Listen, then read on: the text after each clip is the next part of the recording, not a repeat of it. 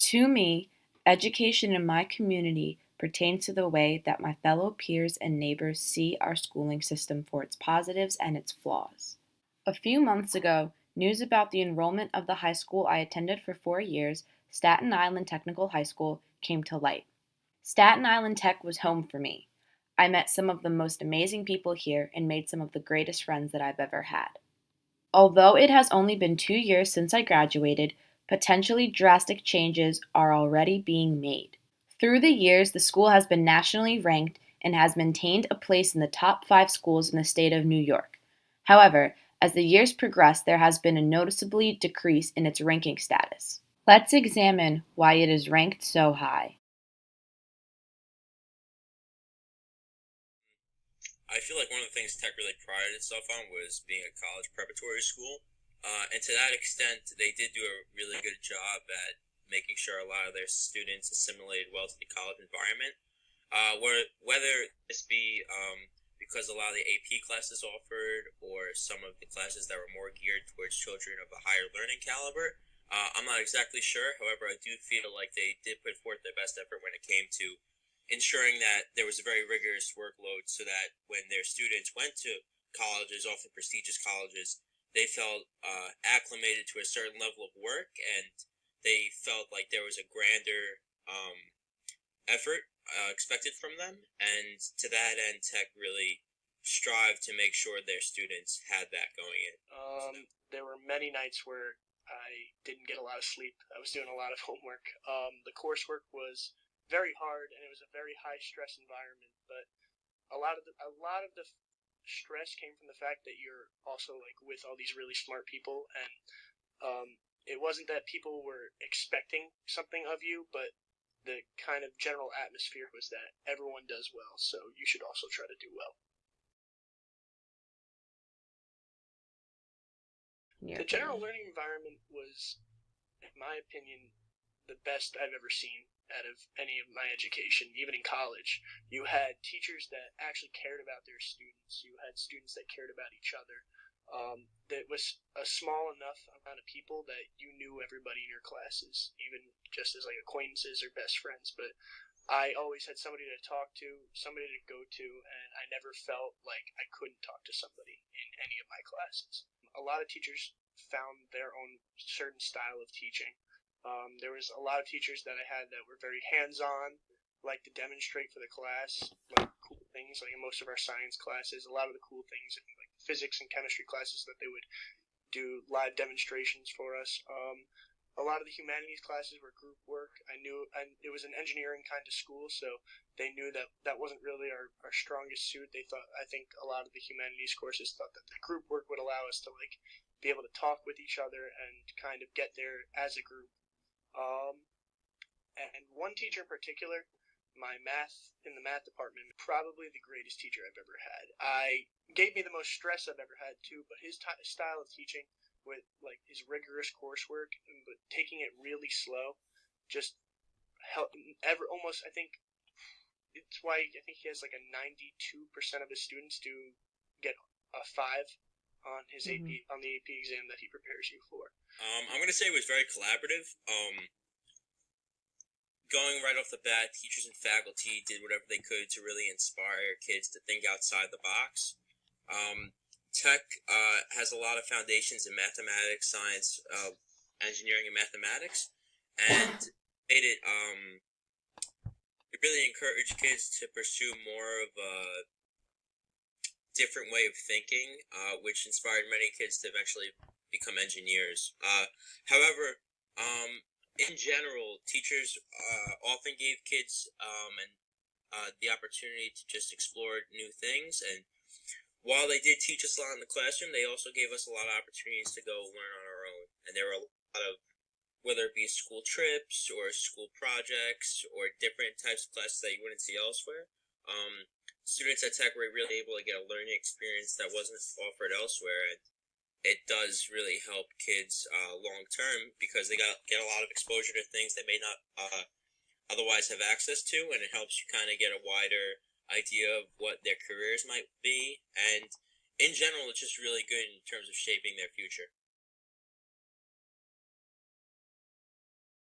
To be honest, I don't think it was so much a decrease in the individual status of tech, but rather other schools took note of what tech was doing and found ways to implement it. And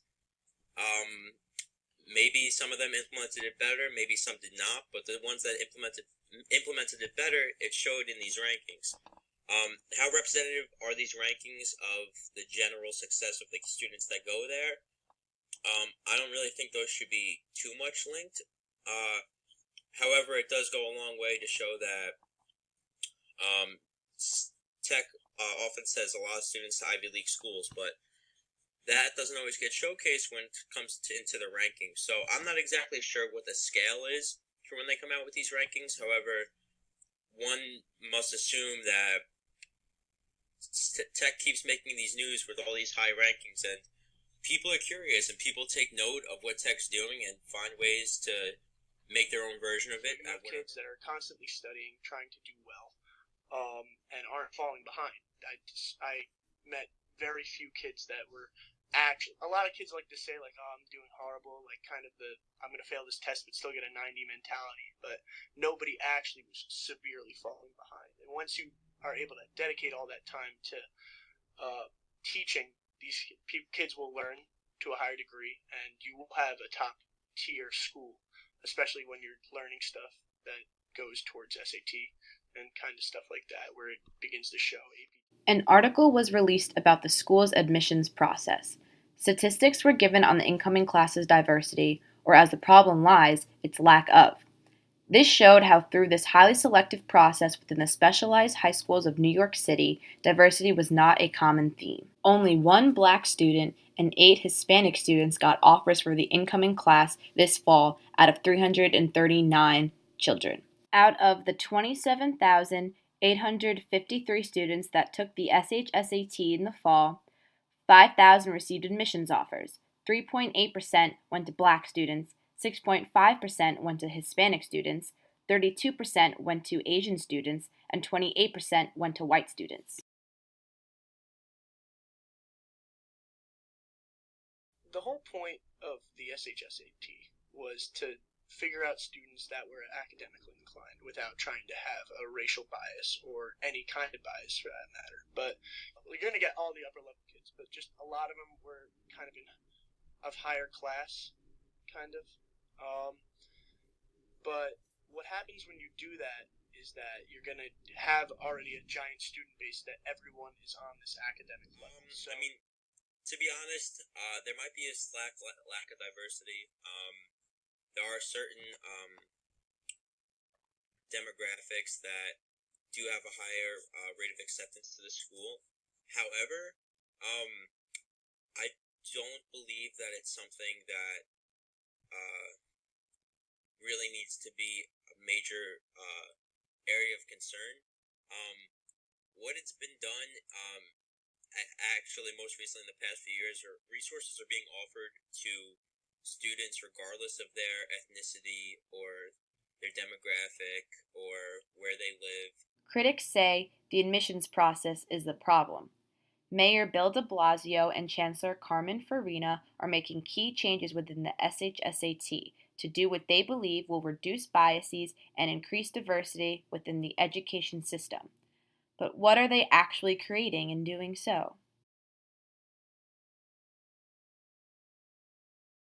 What everyone's trying to do is level the playing field when it comes to getting into these schools. And I personally feel there is no while there may be a certain lack of diversity, I feel like it's not proper to really compromise the integrity of such a prestigious school, while trying to make it more assimilated to people that may not be able to get in as well as other people, depending on their demographic, if that isn't even a factor. Ultimately, it really shouldn't be a factor because if we live in a world that prides itself on diversity, the diversity that is naturally obtained.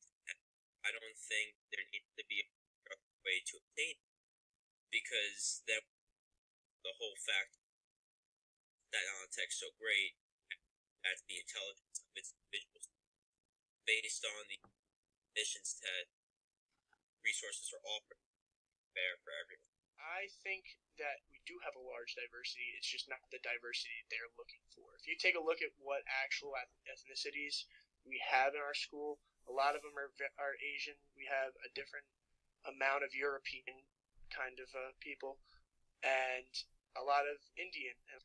In terms of getting more of a Latino and African American kind of population within our school, I guess the real driving factor has been it's like the whole process of getting into a specialized high school is becoming a lot more political and social.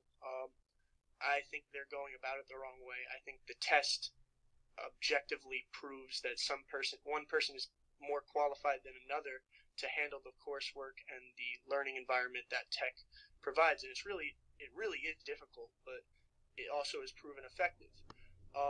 When people try to change the system and start including kids that like with like taking other factors involved that like look at other things that don't involve like just raw talent or just raw like the ability to retain knowledge. You have kids coming into this school that aren't prepared for that kind of coursework and will fall behind. And it just makes things worse.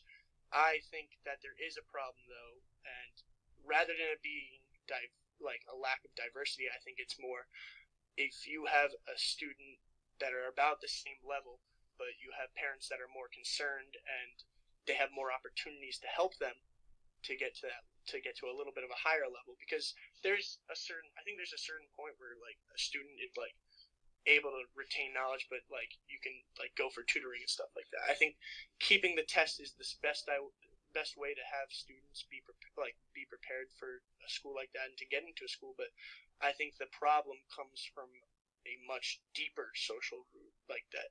Why aren't we seeing African Americans or a lot of Latino students in Staten Island Tech is because it's hard to like low socioeconomic standing to provide services that will help their kids get into a school like this, like better education in the beginning in public schools, or maybe tutoring services for students that have low economic standing. So I think that the test is not the problem. I think it's everything leading up to the test. Staten Island Tech is not the only school that doesn't have a high admissions rate for Black and Hispanic children. The other specialized high schools of New York City have a low enrollment rate with diverse ethnicities as well. Of the 19% of students who took the SHSAT and was accepted into one of the specialized high schools, 4% were Black students and 6% were Hispanic students. Is it fair to say there is a problem with this entrance exam?